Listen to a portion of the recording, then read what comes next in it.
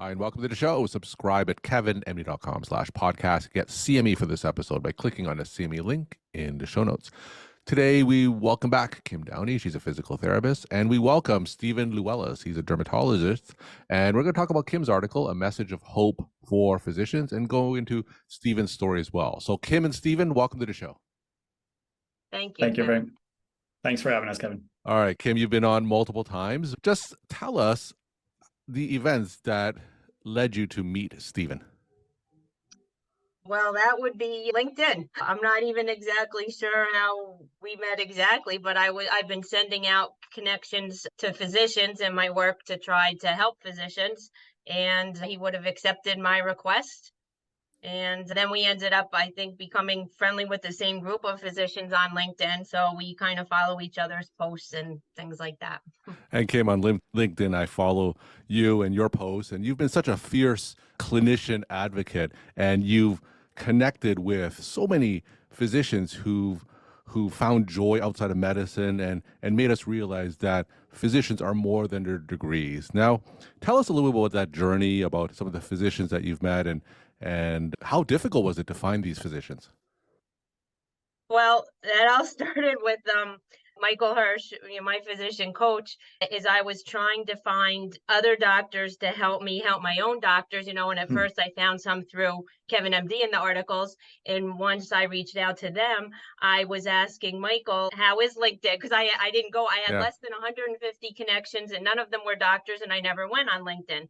And he had said he found it to be a helpful, supportive community. So I didn't even know how to make a connection. I says, I could see how I can follow you, but not how I can connect with you. So he connected with me, and then he does a podcast. So I connected with his co-host, Peter Gupta De Palma, and then some of their guests, and it just snowballed. And so then I was reaching out thinking that those doctors could help me help my own doctors.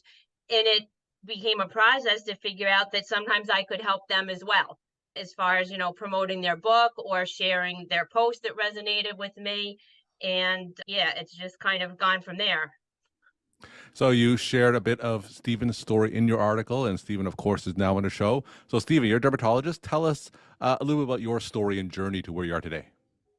Sure, I'd be happy to. Thank you again for having us both on. And I would just like to extend my gratitude to Kim for, as you said, being such a fierce advocate for physicians. And she's a clinician herself, and she has just seen what her own physicians, it seems like, have been experiencing recently, and saw an opportunity to help, even though she's not herself a physician, which I just think is so remarkable. And she has done a lot of great things connecting physicians and doing things like this, putting our stories out into larger platforms like your platform, for instance.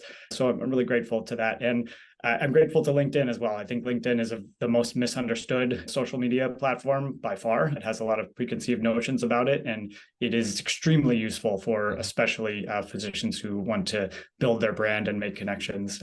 Bit about my story. I am originally from Pennsylvania, the Eastern Pennsylvania area near Philadelphia, and I live in Wisconsin currently with my wife and two small children and our dog. And I am a board certified dermatologist. I practice general medical dermatology. I love seeing patients who have complex medical conditions that maybe another dermatologist they've been to didn't really get it on the mark or didn't give them quite what they were looking for in their journey. And I can often give them a little bit above and beyond what they're expecting. And that's over the 4 years of practicing. That's what I've come to enjoy most about my medical practice, is making connections with those patients who haven't yet been fully satisfied with their typical experience in our medical system. And right now I'm going through a transition point where I'm transitioning from an employed, very typical employed position with a large hospital corporation to opening my own practice, where I can be much more creative and really expand on that idea of meeting those patients who aren't feeling seen and heard and not getting better within the system, and also just taking care of people who might be struggling with access. I can have ways of getting patients, getting them in more than 3 months from now when they get the referral, which is what it was like where I was working previously. So, Stephen, in Kim's article, you talked a little bit about your experience with burnout. So talk more about that. Sure.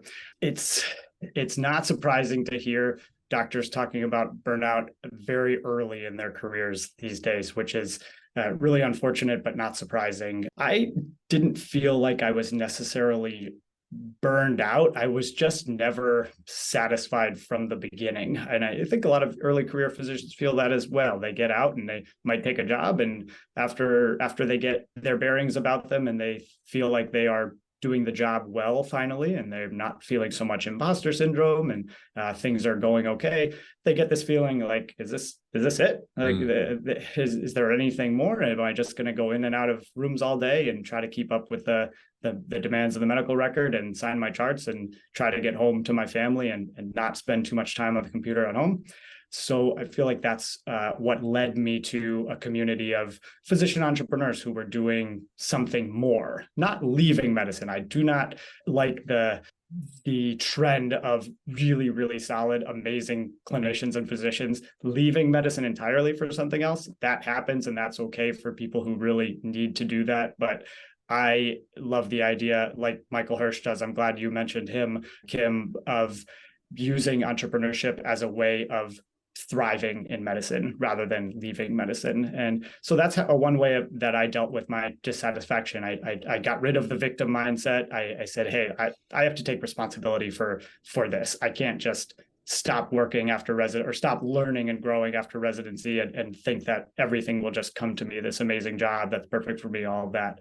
So that's taken a lot of self-development, self-growth, being willing to be uncomfortable, investing in certain things. And it has brought me to people like Kim and Michael Hirsch and all these wonderful people that you meet along that journey. So, Kim, when you connected with Stephen and listened to his story and got to know him a little bit better, what about his story resonated with you? I just thought he was so honest and so real, because it seems like these are things that even just a few years ago or before the pandemic that physicians weren't largely talking about. And now when they talk about just the things going on in their own life and the things in medicine, and these are people problems and human problems, but doctors often feel like they have to act like they have it all together. And the fact that he was willing to be vulnerable and share on LinkedIn some of his own personal struggles, that really touched me. And I felt that that could help other physicians. And Kim, as you talk to more and more physicians who share that vulnerability on LinkedIn and on KevinMD and other social media platforms, do you feel like it's becoming more normalized? Are you finding more and more physicians feeling more comfortable to share their stories of vulnerability? I think they are. I mean, because you see it more and more on LinkedIn, and then some physicians reach out to me privately as well. And even our initial communication, they'll share some things. So I feel like the more people talk about it, the more it normalizes what should be normal, because we're all people and we're all human, and we all have these, some issues and struggles and problems, and it's important to shed light on them. So, Stephen, as you were talking about your journey and you were saying how you were looking for something more outside of clinical medicine and you connected with a group of like-minded entrepreneurial physicians, tell us the next step in the story. What happened after you connected with these physicians? What kind of ideas did they give you? They opened my eyes to the possibilities and just the fact that it is possible and it's not such a huge mountain to climb if you just get around the right people, start taking small actions, like I said before, be willing to be uncomfortable, just like we were in med school and residency all the time. We went through that. We're so good at that when we're forced to do it, essentially, to get to the next step. But once there's no longer being forced to get to a next step, to get that next gold star or whatever motivates you, some people choose to stop growing. And they showed me that if you're willing to take those steps, these things are possible. It's possible to start a private practice. It's possible to start that wherever your passion lies. Whereas the examples that I was exposed to before that in medical school and in residency, the voices I heard were predominantly that of burned out physicians, to be Yeah. honest, just people who were not happy with where the direction of medicine was going, but also not doing anything about it. Just saying, it's bad now, it's going to get worse. And you can't start a private practice. It's, overhead, insurance, costs are going up, reimbursements are going down. That's all we heard. And to be around that, it's hard not to get indoctrinated into that feeling. So it's kind of that, you're the average of the 5 people you spend the most time with. If you're around people who are doing things and not accepting the status quo and taking actions and building things, then you're going to feel like you can as well. And you're also going to learn strategies. So that was the next, it was all about that sort of mindset rather than actually doing something or getting an LLC, or it's not those things. It's about changing things up here. And then those little things become so much easier. So, Stephen, in your journey specifically, what were those things that made you uncomfortable? Was it branching off on your own and starting a private practice? Tell us more about what you did to deal with that uncomfortable feeling. Sure. So the private practice stuff and I'll get into that in a moment, because it is a really interesting story and something that I want to make physicians, especially young physicians, aware of. But before that, I think just putting yourself out there, recognizing that even if you're an employed physician, that's what I had been for the last 4 years. I never considered anything else after residency for my first job, because I wanted to just I wanted my family to feel secure and stable. I wanted to just have a chance to get good at doing my craft independently without worrying about the staffing, the HR, the all the typical things people worry about with starting a practice.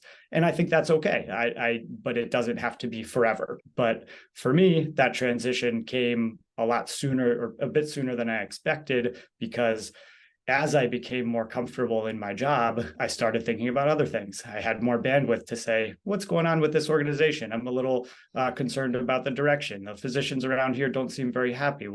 So I started to speak my mind. I started to advocate. And that, if you're in a big organization, you can ruffle some feathers that way. And large healthcare corporations, I think, tend to veer away from physicians like me who speak their mind, because it makes their job more challenging.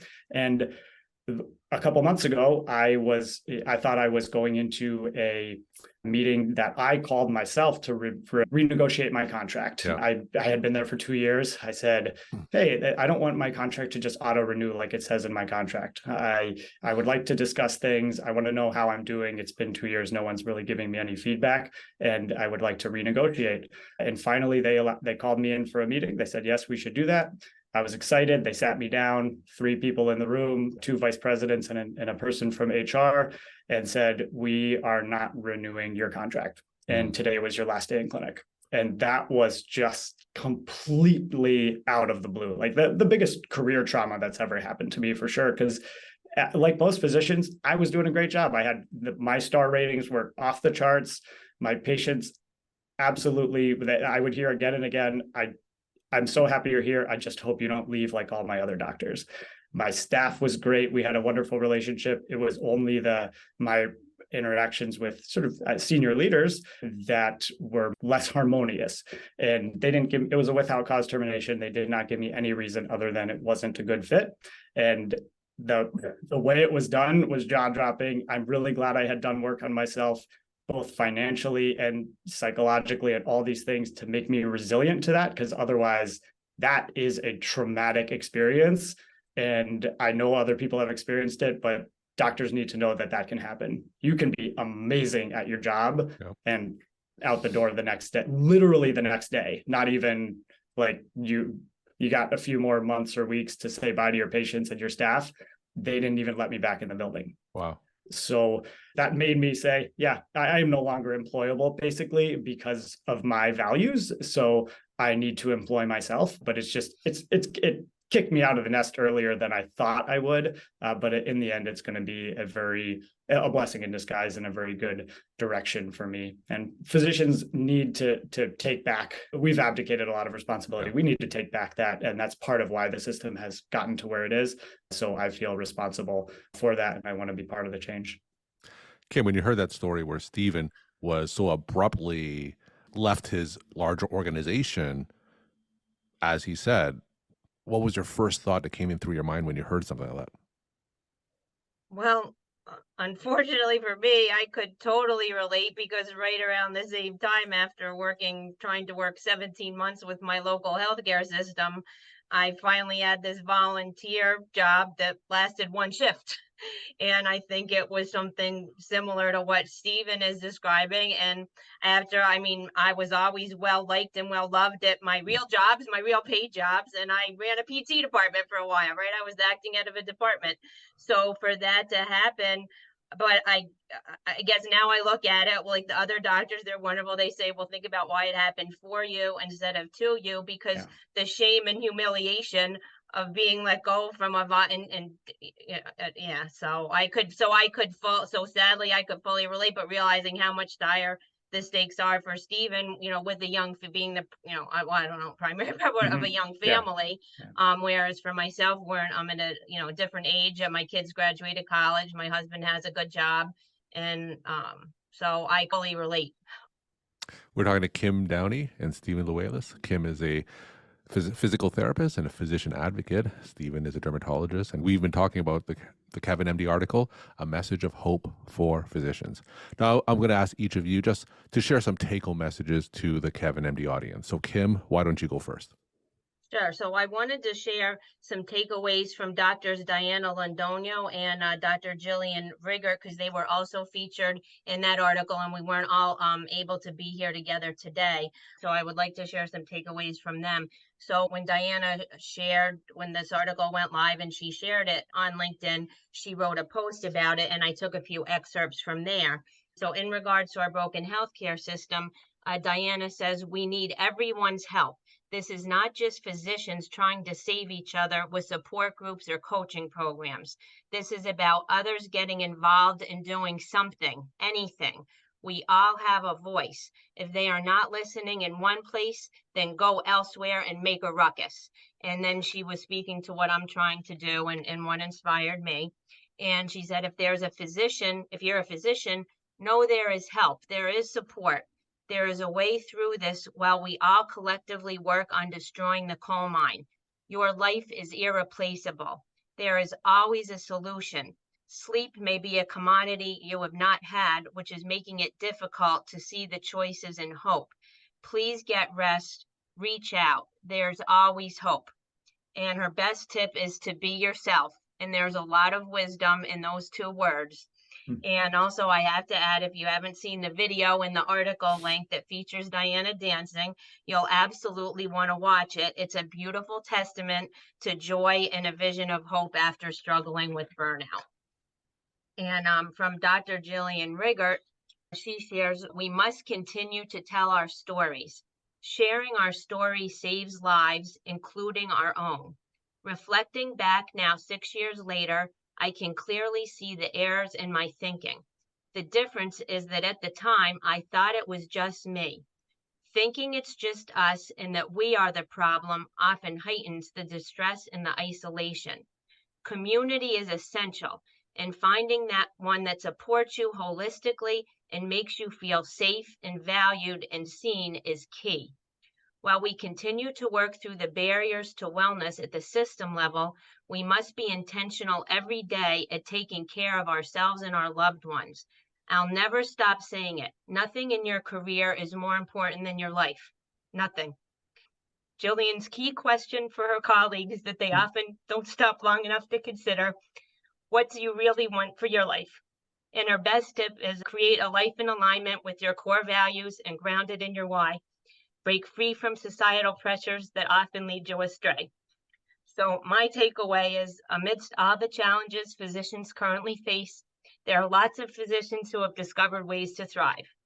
My hope is to inspire or motivate even one physician who is struggling to take a step to make a positive change in their own life. There is a lot of support available, including free confidential resources for physicians. The links to Dr. Diana Londonio's physician coach support and Dr. Jillian Riggert's YouTube channel, A Life True to You, are in the article. And I could resend you the links to the additional support resources that we shared in the last podcast if you would like me to do that. Thank you so much for sharing that, Kim. Stephen, we'll end off with your take-home messages to the KevinMD audience. Sure. Thank you, Kim, for sharing the wonderful advice and experience from both of those amazing physicians who I've also gotten to know through LinkedIn and their other online platforms, showing how important that is. I couldn't agree more with sharing our stories. Stories are nourishing. We can feed each other and take care of each other with our stories.